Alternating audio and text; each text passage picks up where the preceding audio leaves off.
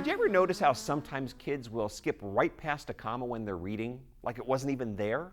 Or other times they'll get to the end of a sentence and blow right past the period or exclamation or question mark at the end and just keep on reading the words until they either get stuck or run out of breath. If this is happening to your child, it's time to work on punctuation pauses.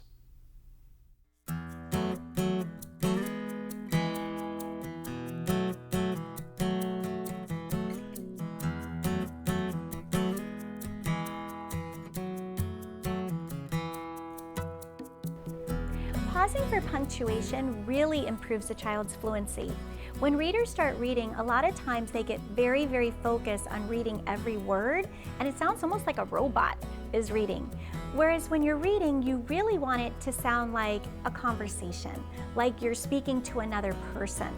So when you have that opportunity to stop, it makes more sense as a reader.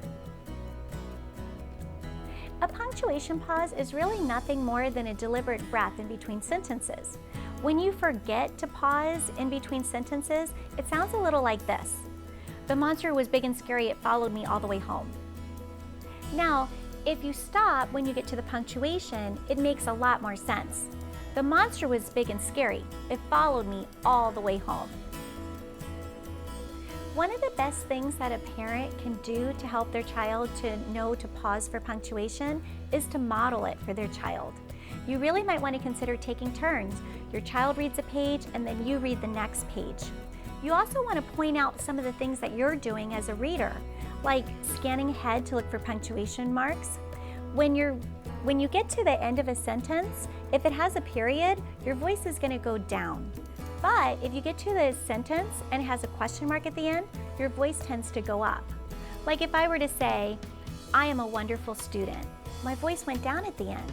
But if I were to ask a question, it would sound more like this, what grade are you in? And your voice goes up. If your child does forget to pause for a punctuation mark, don't worry. Let your child go ahead and continue reading and then stop and then ask them to reread it. And then this time, remember to stop for those punctuation marks. In the end, you want your child to be very comfortable at stopping for punctuation marks. It's a really good practice, and it gives them an opportunity to pause and to reflect and understand what they've just read. It can really improve their reading.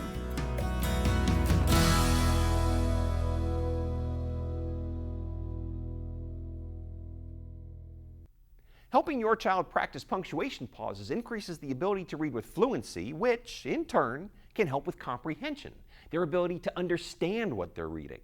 Start practicing and modeling punctuation pauses with your child today and get going in the right direction.